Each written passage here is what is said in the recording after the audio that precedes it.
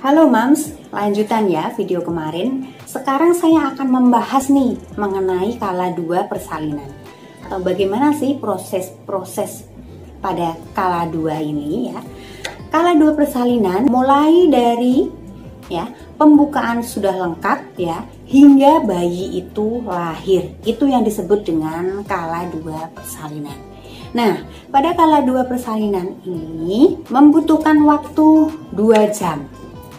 Tentunya pada kala 2 ini ya kontraksi itu semakin kuat ya. Itu biasanya sekitar dalam 10 menit bisa 4 sampai 5 kali bahkan ya dalam 10 menit berlangsung hingga 40 sampai 45 detik. Nah, pada kala 2 ini ya, tips untuk mengurangi rasa nyeri ya, atau untuk mempersiapkan mengejan yang benar itu seperti apa? Ya, Mams harus tetap rileks ya, tidak perlu was-was, tidak perlu takut ya.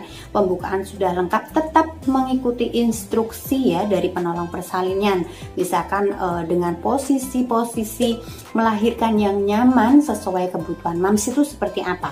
Ya, ataukah dengan posisi litotomi, ataukah dengan posisi miring, atau dengan posisi jongkok. Nah, itu bisa Mams komunikasikan dengan penolong persalinannya ya. Mams bisa tonton nih ya tips melahirkan dengan metode tiup-tiup ya. Ini yang lagi viralnya, ini juga bisa membantu ya bagi Mams yang untuk mengurangi rasa ketakutan ya atau kecemasan dalam proses persalinan. Bisa tonton di atas ini. Kemudian ya, pada kala 2 ini tipsnya yang kedua itu Mams harus tahu nih bagaimana cara mengejan yang benar agar tidak terjadi robekan ya ketika bayi itu sudah lahir. Karena kalau sudah terjadi robekan ya, pasti itu nanti akan dilakukan yang namanya penjahitan.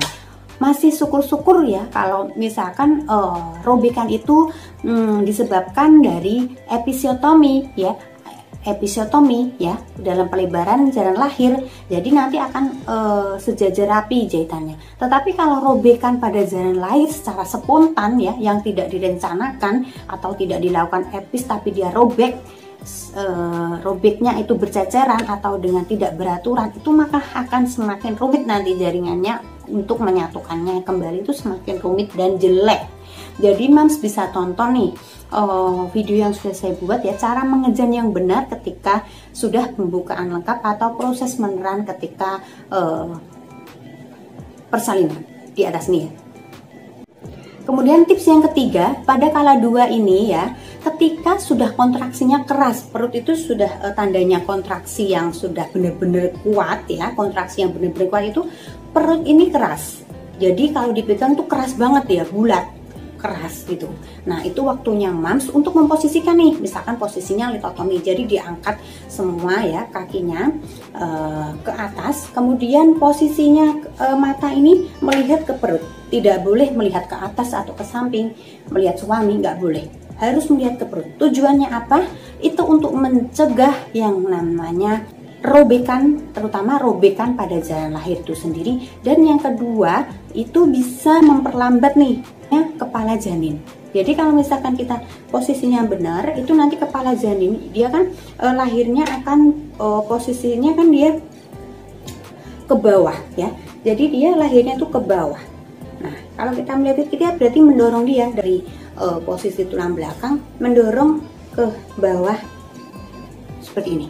Nah, begitu.